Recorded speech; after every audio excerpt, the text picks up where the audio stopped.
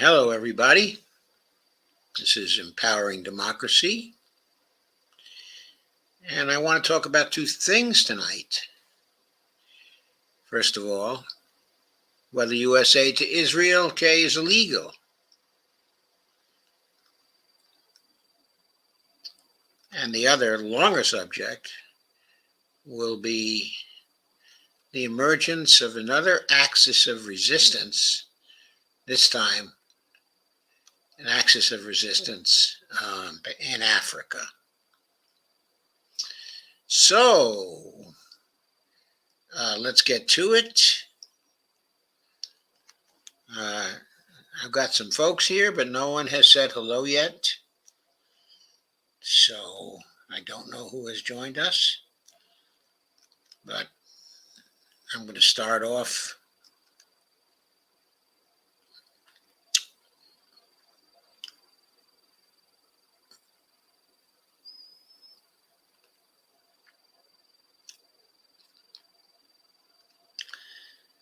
I'm going to start off with the issue of whether aid to Israel is illegal.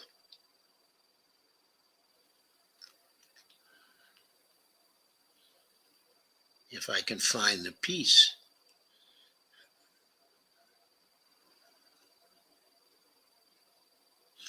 Oh, there it is.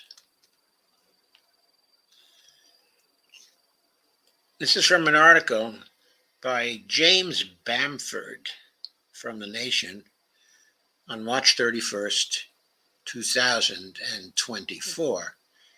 I picked the article up, at Portside. The headline is a nuclear explosion that makes U.S. aid to Israel illegal. And the tagline is, Israel's nuclear program has been in violation of international law for decades, rendering it ineligible for American assistance. I thought this was a good argument that we ought to consider. Well, here's Israel's nuclear reactor at Dimona, which of course is right near the city of Eilat, right at the southern tip of Israel.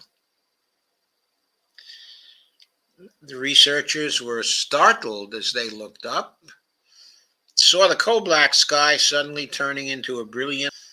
As geophysicists with Tokyo's Earthquake Research Institute, they were wintering over at an isolated ice station near Antarctica's Queen Maud Land, a place where the temperature has dropped to as low as minus 50 degrees Fahrenheit. At about the same time, half the Earth away in Puerto Rico, the giant 1,000-foot Arecibo radio telescope picked up an unusual disturbance. An odd and powerful electromagnetic ripple appeared on the lowest surface of the ionosphere, 1,200 miles to the north on the Atlantic coast of Florida. In a secret U.S. government lab, long, thin styluses, like a spider's legs, began swinging back and forth, tracing two humpbacked images on a rolling sheet of graph paper. The computer's action was triggered by a signal from a satellite in the frigid blackness of deep space, 67,000 miles above Earth. Shaped like a giant 26-sided Christmas tree ornament and hanging weightlessly in the empty void, Vela, V-E-L-A, 6911, was one of a series of satellites designed to act as America's sentinels in space, watching for signs of nuclear detonations on any part of the planet. And in the early morning of September 22nd, 1979, at 52:43 UTC, Vela 6911 sensitive instruments recorded what appeared to be a very bright flash followed quickly by a second. They were classic indicators of a powerful nuclear explosion. Somewhere down below, as close as someone can come to terra incognita, a rogue country had set off a nuclear bomb. A rogue country that was hoping not to get caught. It was the first and only time in history that a clandestine nuclear blast has taken place. And based on its analysis, U.S. intelligence agencies concluded that the rogue country, was Israel. Now, 45 years later, that explosion could play a significant role in bringing an end to Israel's genocidal assault on Gaza by using American lawfare to halt Israeli warfare. Finally enforcing U.S. laws that would cut off all aid, including the billions and billions of dollars and the tons and tons of weapons Israel now receives. For decades, these laws, enacted by Congress to halt harmful and destructive actions by rogue actors, have been deliberately ignored with regard to Israel. Clearly, they must now be enforced. Just this week, Francesca Albanese, the UN Special Rapporteur on Human Rights in the occupied Palestinian territories, issued a report titled, quote, Anatomy of a Genocide, unquote, declared that, quote, there are reasonable grounds to believe that the threshold indicating the commission of the crime of genocide against Palestinians as a group in Gaza has been met, unquote. A few days earlier, the Office of the UN High Commissioner for Human Rights had warned that any transfer of weapons or ammunition to Israel could violate international humanitarian law. This week, a Gallup poll indicated that most Americans disapprove of Israel's war in Gaza, as well as of sending them military aid to fight it. Hours after the sky lit up from the blast, confirmation that it was a nuclear explosion came from another U.S. government facility, this one on remote Ascension Island, a bleak and rugged volcanic speck in the middle of the South Atlantic Ocean. It lies near the equator between Africa and South America and is one of the most secret places on the planet.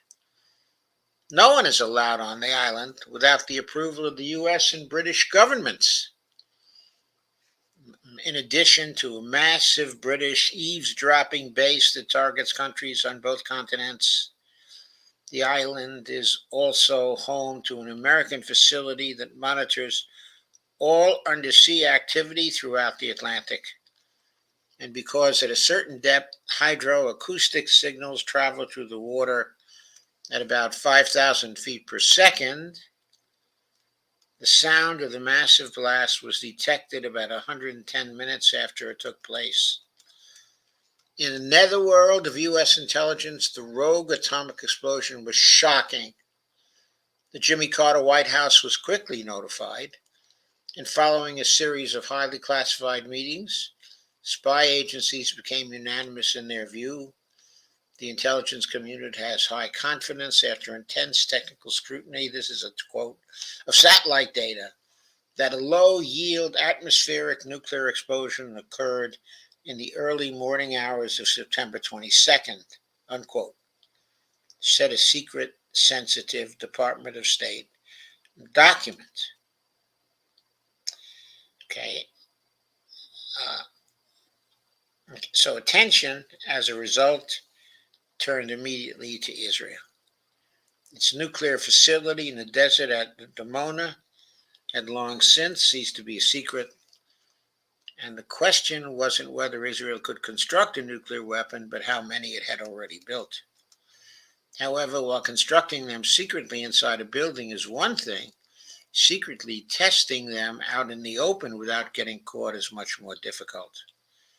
Addressing the issue of, quote, a secret test by Israel, unquote, another CIA document outlined a number of reasons the state might have wanted to carry out a hidden nuclear test. Among them was, quote, developing the fission trigger, an atom bomb for a thermonuclear weapon, okay, a hydrogen bomb. A low-yield nuclear test conducted clandestinely at sea could have enabled them to make basic measurements of the device's performance, unquote. Therefore concluded, quote, indeed all the countries which might have been responsible for the 22nd September event, Israel would probably have been the only one for which clandestine approach would have been virtually its only option, unquote. God bless you, honey. Thank you. And President Carter noted in his White House diary at the time, quote, we have a growing belief among our scientists that the Israelis did indeed conduct a nuclear test explosion in the ocean near the southern end of Africa, unquote. The Vela satellite system was designed in particular to watch for rogue tests by nuclear pariah states like Israel, one of the very few countries that had refused to sign both the 1970 Nuclear Non-Proliferation Treaty and the 1975 Biological Weapons Convention, in spite of the fact that it had an illegal hidden arsenal of nuclear weapons and a secret biological weapons program. The problem for Israel, and a key reason for the secrecy involving the test, was the Glenn Amendment to the U.S. Arms Export Control Act. Passed by Congress in 1977, the amendment aimed particularly at the nuclear pariah states. It mandated an end to arms assistance and an automatic application of extensive U.S. sanctions if the president determined that any state other than the nuclear states authorized by the Nuclear Non-Proliferation Treaty detonated a nuclear explosive after 1977. The nuclear test was also a clear violation of the 1963 Limited Test Ban Treaty, to which Israel was a party. Under U.S. law, Israel must be banned from receiving its annual package of billions of dollars and arsenal of bombs. In a 2016 Haaretz column, Victor Gilinski, a physicist and former commissioner of the U.S. Nuclear Regulatory Commission, laid out the penalties, quote, the sanctions for detonating a nuclear explosion are tough. Termination of assistance under the Foreign Assistance Act, termination of sales of defense equipment and military financing, prohibition of loans from U.S. banks, and more. In other words, if the U.S. government were to conclude Israel detonated a nuclear explosion after 1977, the law, unless waived, would effectively end all aid to Israel, unquote. Newell Highsmith, who spent 3 decades with the State Department and was responsible for legal issues related to non-proliferation, agrees, quote, the Glenn Amendment sanctions for detonation or receipt of a nuclear explosive device have been viewed as a, quote, death sentence, unquote, because of the breadth of sanctions and because there is no presidential waiver, unquote. He wrote last year for the Carnegie Endowment for International Peace. In addition to the violation of the Glenn Amendment, Israel is also in violation of the Symington Amendment. That's former Senator Stewart Symington, of course. The Glenn is former Senator John Glenn, the astronaut, hero of America's space program, which has similar penalties for any country that delivers nuclear material and technology to another country. Israel had a long history of friendship and cooperation with apartheid South Africa, and in addition to supplying millions of dollars worth of weapons to help violently suppress the country's black majority population, it also provided nuclear weapons materials and offered to sell the racist regime nuclear weapons to keep it in power. In return, Israel received uranium from South Africa to develop its weapons. For decades, U.S. presidents and members of Congress have willfully turned a blind eye to Israel's extensive violations of American laws. Earlier this month, the Maryland Democratic Senator Chris Van Hollen and 7 other senators, including Bernie Sanders of Vermont and Jeff Merkley of Oregon, sent a strong letter to President Joe Biden. It urged him to enforce Section 6201 of the Foreign Assistance Act by requiring Israel to stop restricting humanitarian aid access to Gaza or forfeit its military aid from the United States. The law prohibits the sale and transfer of military weapons to any nation that restricts the delivery of U.S. aid, precisely what Israel is doing in its deliberate war of starvation against Palestinian citizens in Gaza. Quote, we need the president and the Biden administration to push harder and to use all the levers of U.S. policy to ensure people don't die of starvation, unquote, Van Hollen told The Guardian. At the same time that U.S. administrations were failing to enforce the ban on nuclear weapons testing by Israel, they also deliberately engaged in a campaign of censorship, lies, and disinformation to hide the truth from the American public. The Clinton White House even promulgated a regulation that threatens past and government employees with harsh actions, including firing, if they publicly acknowledge that Israel has nuclear weapons. Quote, all U.S. government employees are forced to pretend they know nothing about Israeli nuclear weapons, unquote. Former NRC Commissioner Gilinski wrote in the Bulletin of the Atomic Scientist, quote, since everyone knows it's not true, the pretense hobbles American policy on restraining the spread of nuclear weapons in the Middle East. Because of this official gag order, Americans are deliberately kept in the dark regarding the dangerousness of Israel's illegal stockpile of nuclear weapons that have never been subject to international inspection and are therefore of questionable safety. And then there is the problem of that secret cache of nuclear weapons being controlled by a number of top Israeli officials whose extreme positions would sanction their use. Last November, Israeli Minister Amichai Eliyahu said one of Israel's options in the war is to drop a nuclear bomb on Gaza. Quote, that's one way, unquote, he said. Another Israeli official, Revital, quote, Tally, unquote, Gottlieb, urged her government to use, quote, everything in its arsenal, unquote, including, quote, doomsday, unquote, weapons against Hamas.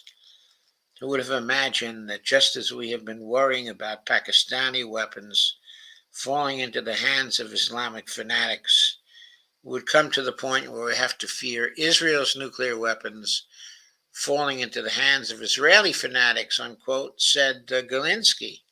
Not just fear, it's obviously fallen into the hands of Israeli fanatics. Certainly if you believe Netanyahu is one of them. With hundreds of drone attacks in the region and missiles flying back and forth, there is also the danger of one of them deliberately or accidentally hitting Israel's Dimona nuclear weapons plant and setting off a nuclear catastrophe. Last October, according to Israeli reports, quote, incoming rocket sirens are sounding in the southern Negev region, close to the southern city of Dimona. Adding to the danger is more than half a century's worth of volatile nuclear waste, numbering hundreds of tons in shallow trenches at the nuclear weapons complex. That is material that, unless carefully disposed of, could turn Dimona into another Chernobyl.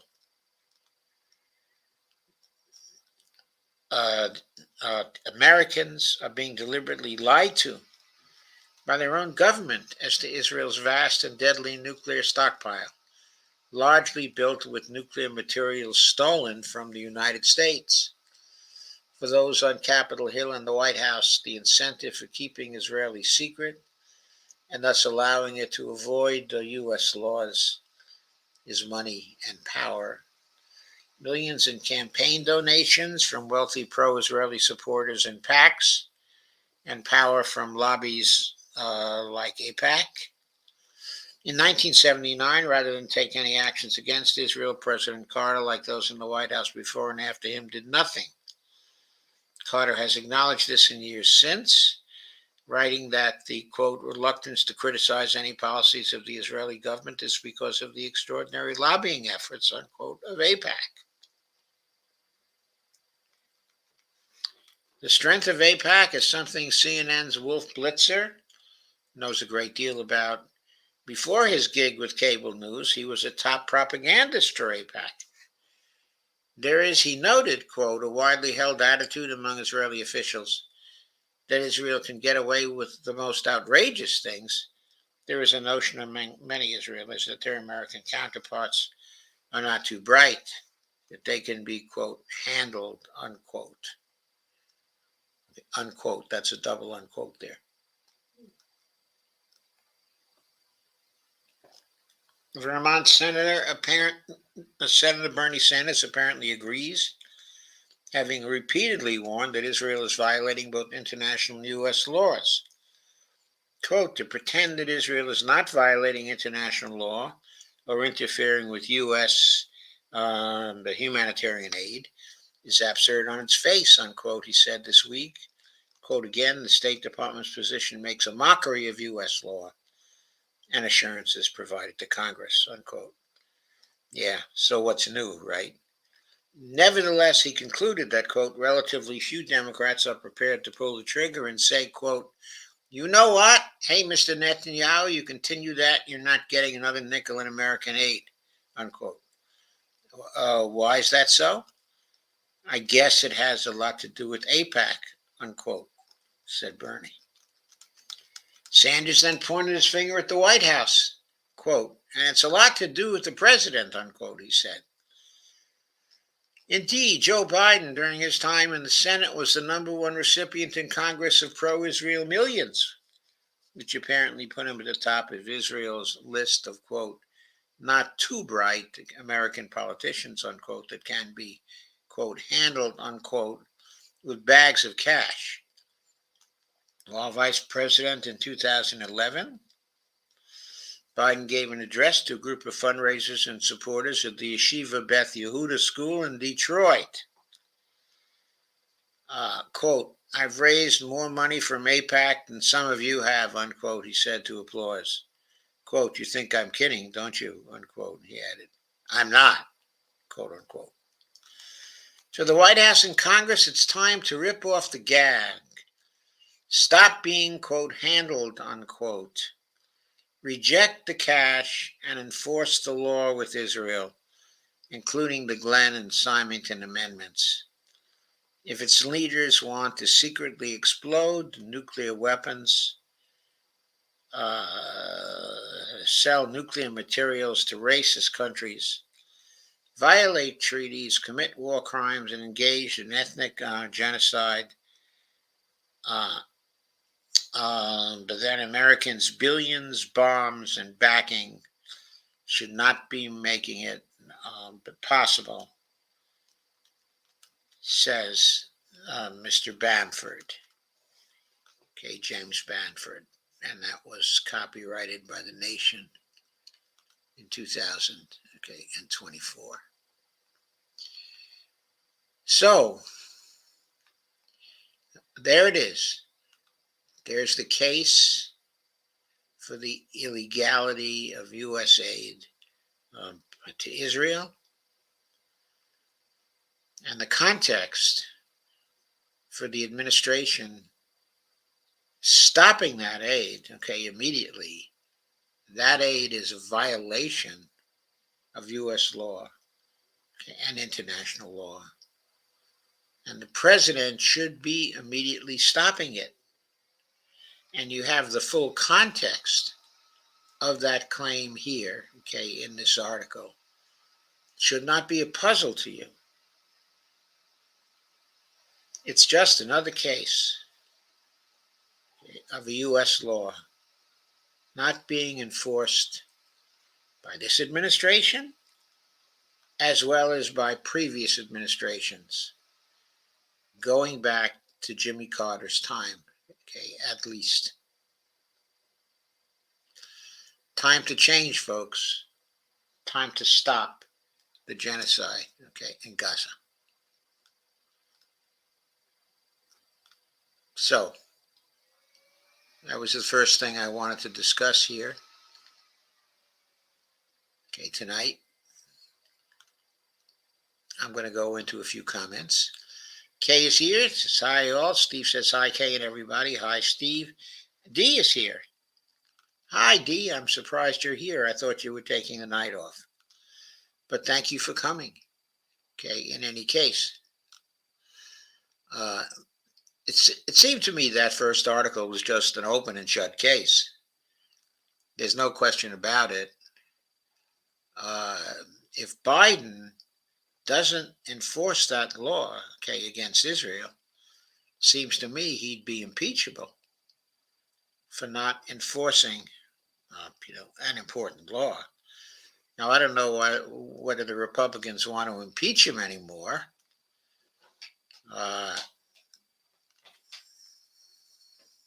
But maybe if they did, there would be a few Democratic votes that would be joining them because he so clearly violated, okay, the law. There ought to be, okay, in any case. Now, the second thing I want to talk about this evening, I remind myself, I've forgotten to share this on Facebook, so I better do it now.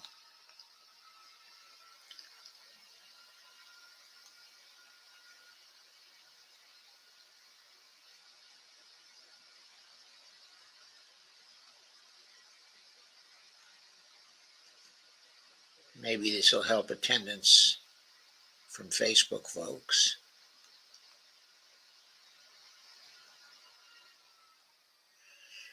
So going on to the second article, which is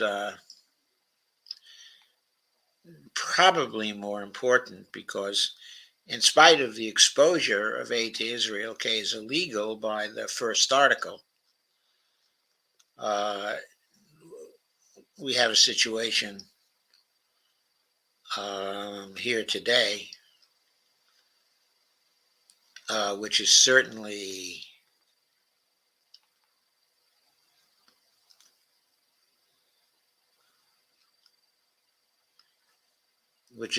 likely to be more significant because, of course, we don't expect the executive branch to have the guts to enforce the law, okay, against Israel, though we need to keep on calling on them, okay, to do so. That is very important. So Steve has shared this to Facebook. Thank you, Steve. I certainly appreciate that. Steve is also watching, okay, on YouTube. I certainly appreciate that as well. But the second thing I want to talk about, okay, tonight is the rise of an axis of resistance, okay, in Africa, okay, in the Sahel. And I'm certainly aided in this discussion by another article by Pepe Escobar. It's in the cradle. It's also carried in over, okay, at unz.com as well, which we've had occasion to access when some of his articles were at the Strategic Culture Foundation. But the title of this article by Pepe, which I'm sharing at this point, is the Sahel's, quote, axis of resistance, unquote, The African Sahel is revolting against Western neocolonialism, ejecting foreign troops and bases, devising alternative currencies, and challenging the older multinationals, uh, uh, specifically multipolarity, after all, cannot flower without resistance paving its path, says Pepe. This piece was done on April 1st of 2024. There's a great graphic. Uh, there's the Sahel region in Africa, okay, in the background. Uh, okay, superimposed on it photos of African soldiers. And I'm not sure who the politician is, okay, in the foreground, but he's certainly the leader of one of the African states. Perhaps it'll be identified in the article. He's not identified in the photo credit, okay, to the cradle. The emergence of axes of resistance in various geographies is an inextricable byproduct of the long and winding process leading us toward a multipolar world. These two things, resistance to the hegemon and the emergence of multipolarity, are absolutely complementary. So, the axis of resistance we've so far been familiar with is the axis of resistance in the Middle East, comprised of Iran, Hezbollah, Hamas, the group known as Ansar Allah in Lebanon, also Syria, and increasingly some of Iraq. That axis, okay, of resistance has been instrumental in supporting, okay, the resistance of Hamas, okay, and the Palestinians in Gaza, okay, in the Gaza uprising. But we hadn't heard of any other axes of resistance yet. What Pepe is suggesting here is that the appearance of axes of resistance is a generalized process that we're going to see in many areas of the world as the hegemon gets weaker and regional coalitions against the hegemon get stronger. So there's the axis of resistance in the Middle East, and now there's the axis of resistance in the Sahel. The axis of resistance in West Asia, I refer to it just now as the Middle East, but West Asia is a better term, across Arab and Muslim states, now finds as its sole sister the axis of resistance spanning the Sahel in Africa, west to east, from Senegal, and you see it, okay, on the map, to Mali, to Burkina Faso, to Niger, to Chad, to Sudan, and to Eritrea, and a bit, okay, of Ethiopia as well. And that area of resistance, of the axis, okay, of resistance, is colored in for you on this map. Okay, this map, okay, of Africa, which I am just scrolling down through. African Sahel states, unlike Niger, with the change in power against neocolonialism was associated with a military coup. In Senegal, the power change comes straight from the polls. Senegal plunged itself into a new era with the victory of Bassirou Diomaye Faye. It's probably Diomaye Faye, age 44, in nationwide elections on the 24th of March. And I think that solves the mystery of who that is. In the photo, that is probably Mr. Faye right there. Mr. Bassirou Diomaye Faye, a former tax inspector who had just spent a fortnight stint in jail.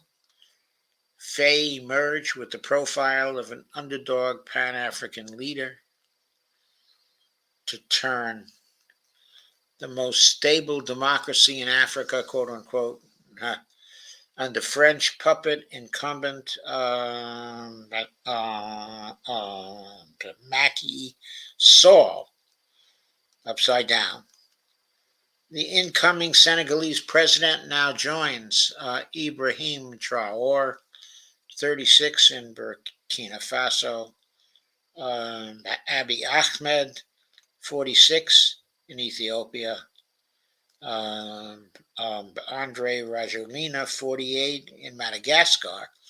Oh, I didn't understand, okay, that Madagascar was included in this because okay, I don't see Madagascar there. Okay. I mean, I see Madagascar, the island.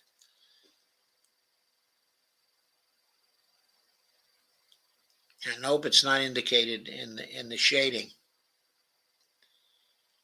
Very interesting, but evidently Madagascar is part of it, as well as future superstar Julius Malema, 44, in South Africa, as part of a new young Pan-African generation focused on sovereignty. In his election manifesto, Faye pledged to reclaim Senegal's sovereignty no less than 18 times. Geoeconomics is key to these shifts as Senegal becomes a substantial oil and gas producer. Faye will aim to renegotiate mining and energy contracts, including the largest one with British Petroleum, BP, and UK gold mine operator Endeavour Mining. Crucially, he plans to ditch the exploitative Central African franc, the French-controlled, the CFA franc, the French-controlled currency system used in 14 African states. Even setting up a new currency is part of reshaping relations with neocolonial power France, Senegal's top trading partner. Faye, echoing Comrade Xi Jinping, wants a, quote, win-win, unquote, partnership. Enter the alliance of the Sahel states. Faye has not yet been clear on whether he intends to kick the French military out of Senegal. Were that to happen, the blow to Paris, would be unprecedented, as embattled Petit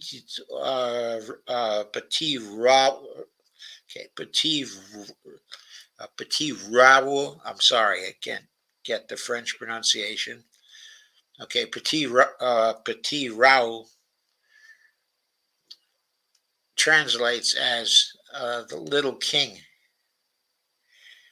Emmanuel Macron, okay, Petit Raoul, okay, little king, and the French establishment consider Senegal the key player when it comes to blockading landlocked Niger, Mali, and Burkina Faso which have already left Paris in the Sahel dust. The three latter states, which have just formed an alliance of the Sahel states, okay, the Alliance des États du Sahel, AES in the original French, are not only a major Paris nightmare after serial humiliations, but also a big American headache, epitomized in the spectacular breakdown of military cooperation between Washington and the Nigerian capital, Niamey. The culprit, according to the U.S. deep state, is, of course, Russian President Vladimir Putin. Obviously, no one in the U.S. Beltway has been paying due attention to the Russia-Africa diplomatic flurry since last year, involving all key players from the Sahel to the new African BRICS members, Egypt, and Ethiopia. In sharp contrast to its prior regard of Niger as a staunch ally in the Sahel, Washington is now forced to present a calendar date to get its troops out of Niger after a military cooperation deal was annulled. It'll be interesting to see if the U.S. meekly goes home or tries for another coup in a nation where it is not wanted. Going on with the article, the Pentagon cannot be involved in military training in Nigerian territory anymore. There are two key bases, in Agadez, and also Niamey, in which the Pentagon spent over $150 million to build. Niamey was finished only in 2019 and is managed by the U.S. military's African Command, also known as AFRICOM.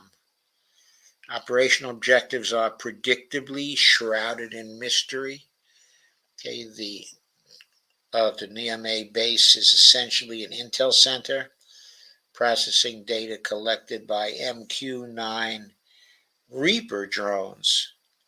The U.S. Air Force also uses the Durku aerodrome as a base for operations in the Sahel. Now things get really exciting because the presence of a de facto CIA drone base in Durku, manned by a handful of operators, is not even acknowledged.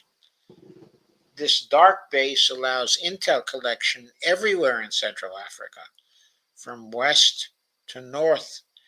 Call it another classic example of former CIA Director Mike Pompeo's quote, "We lie, we cheat, we steal," unquote. There are roughly 1,000 U.S. troops in Niger who may soon face ejection. The Americans are trying everything to stem the bleeding. Only this month, U.S. Undersecretary of State for Africa, Molly Phee, that's Phee, visited Niger twice. Losing bases in Niger will translate into Washington following Paris, and losing control of the Sahel as Niger gets closer to Russia, and Iran. So maybe there'll be an enlarged axis, a single axis, of resistance coming from Iran through West Asia and down into Africa. These bases are not essential to exercise surveillance over the Bab el Mandeb. Remember, the Bab al Mandeb is the narrow strait area, that Yemen and the Houthis are using to block shipping to Israel through the Red Sea right now. So remember that. It's all about the Sahel, with drones operating on their limit and violating every sovereign airspace in sight. Incidentally, a hefty delegation from the MA visited Moscow in January.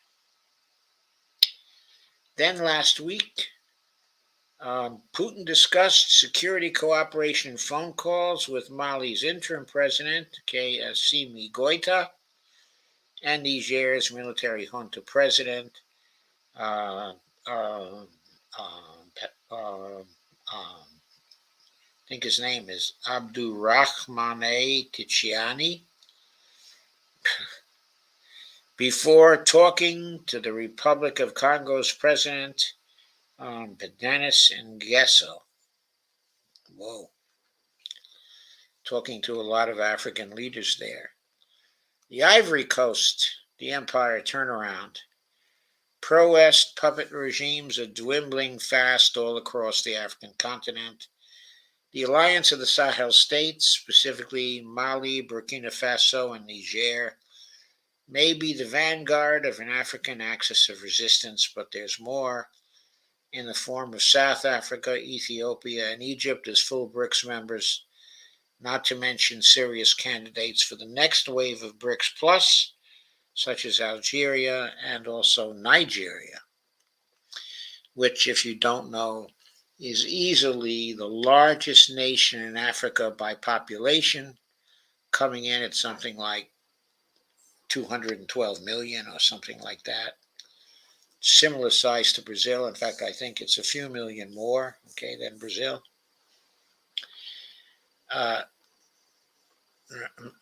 Russia diplomatically and China commercially, plus the full weight of the Russia-China strategic partnership, are clearly focused on the long game, counting on Africa as a whole as a key multipolar player. Some additional evidence was provided once again during the multipolar conference last month in Moscow, where charismatic Pan-African leader Bakimi Siba from Benin was one of the superstars. Post-Eurasian diplomatic circles even allow themselves to joke about the recent hissy fits by the Petit Roi in Paris. The utter humiliation of France in the Sahel is likely one of the drivers of Macron's chest-thumping threats to send French troops to Ukraine, who would be turned into steak tartare by the Russians in record time. And his eagerness to support Armenia's current Russophobic stunts.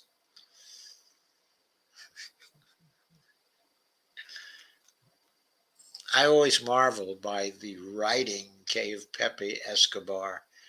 It is always so visual and it's just always so spectacular. It's amazing. It's just so visual. Turned into steak tartare. Historically, the fact remains that Africans consider the former USSR much more pliable and even supportive when it comes to siphoning natural resources. That goodwill has now also been transferred to China. As a regional integration platform, the alliance of the Sahel states has everything it takes to become a game changer.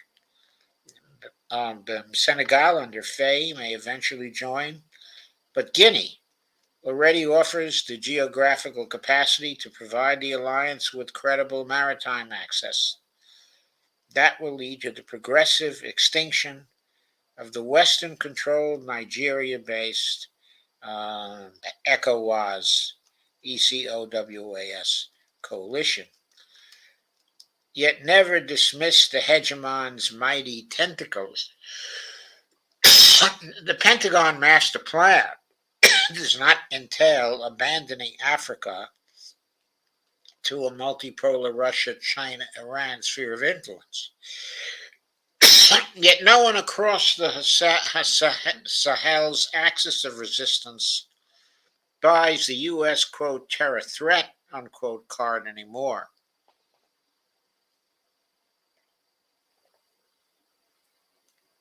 There was virtually zero terror in Africa until 2011, when NATO turned the state of Libya into a wasteland, then put boots on the ground and erected military bases across the continent. So far, the alliance of the Sahel states is winning the sovereignty first information war hands down. But there's no question the empire will strike back.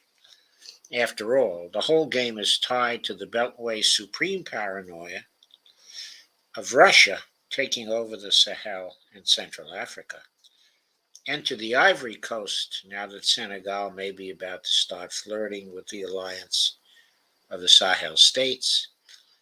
Ivory Coast is more strategic to Washington than, for instance, Chad, because Ivorian territory is very close to the Sahel Alliance. Still, Chad has already recalibrated its foreign policy, which is no longer Western controlled, and comes with a new emphasis on getting closer to Moscow. What lies ahead for empire? Perhaps the U.S. quote anti-terror unquote drones shared with Paris at the French base in the Ivory Coast to keep the Sahel alliance in check. Call it the humiliated Gallic rooster embracing the hegemon in West Africa without receiving even the crumbs of a stale croissant. That's a brilliant line to end this extremely wonderful article. Now, do you get news like this in any of the Western outlets? Okay, I don't think so. You certainly don't get it in this grand style, okay, of journalism that Pepe practices. But look at all the inside information here and the degree to which Pepe is up on key events, okay, in Africa. I mean, we don't see other people uh, as knowledgeable as Pepe on these changes, which are very, very geopolitically, okay, important. There's obviously a big threat, okay, to the United States being ejected entirely, okay, from Africa here. Process, okay, is already afoot. It will be part of the African attempts to restore their sovereignty in the face, okay, of the hegemon. And if you don't, in case you don't remember, that is us, okay, the United States. And the process will most probably become a worldwide process where in region after region there will be attempts made to regain full sovereignty and full independence uh, from the nations of the various regions. That is their full sovereignty and independence from the collective West and mostly from the hegemon, okay, itself. We're not seeing this in East Asia yet, but one day we certainly will.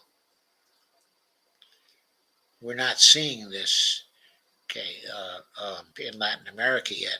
We are seeing, of course, the pink tide.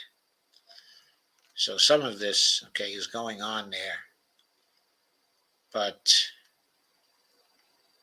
we are not seeing it as quite as much of an aggressive trend as we are in the axes of resistance, which are pointed to by Pepe, okay, in his articles. So, I will now turn to your comments.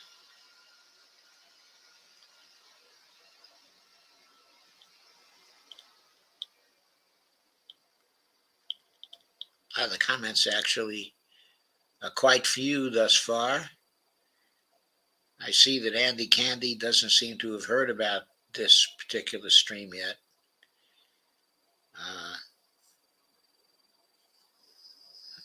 Because I don't see Andy here. Steve Wolfbrand points out to Kay Rind that Israel has many nukes. The rumors are that they have in excess of 200 nukes and might be the fourth largest, okay, of the nuclear powers, specifically exceeded only by the United States, Russia, okay, and China. But they may have more nukes than Pakistan. Kay asks, or says, so I heard, and asks, why are we giving them help? And the answer, of course, we are giving them help because once they were little Israel and the supposed underdog in all the conflicts, okay, in the Middle East. And now it's because of the dominance of the political system by AIPAC and the contributors to AIPAC, both the Jewish contributors to AIPAC and the evangelical Christian contributors, okay, to AIPAC, who I'm sure, okay, are many. So, this was my long stream on international relations, okay, for the week. I guess I'll say, okay, a few more words, okay, specifically about the recent attack by Israel, okay, on Iran, inside of Syria. The attack was very successful from the Israeli point of view. I believe they killed actually 4 generals who were meeting, okay, in the consulate building. Okay, I think Iran made a grave error having so many generals actually meeting in such, okay, a vulnerable place, but to an Israeli attack,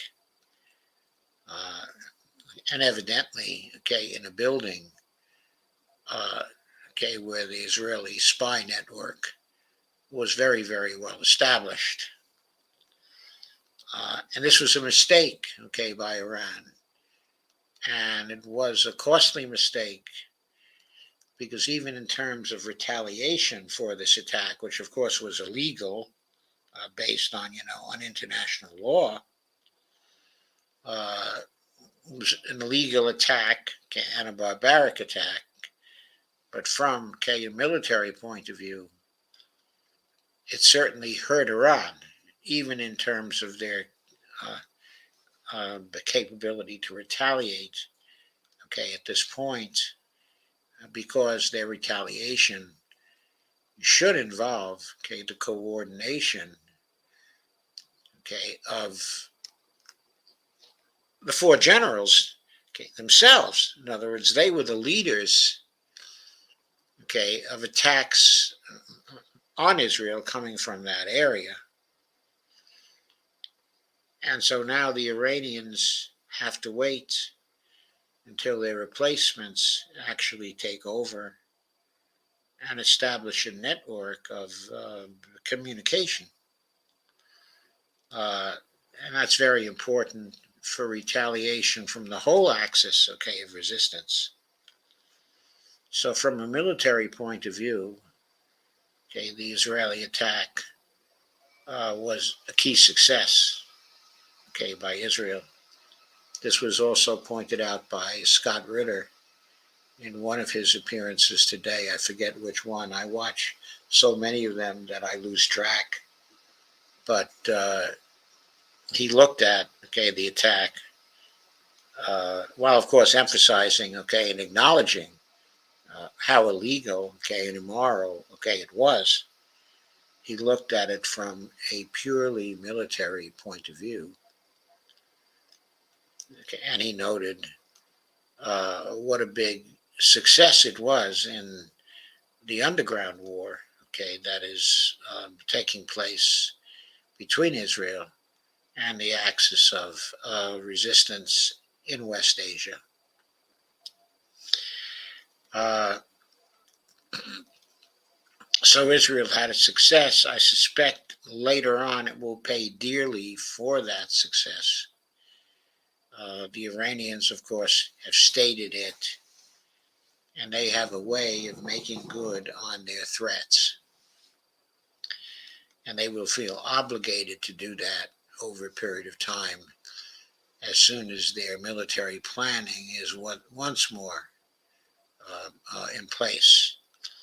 So right now they've been put on their back feet, okay, by the Israelis, and we will probably have to wait to see what happens there.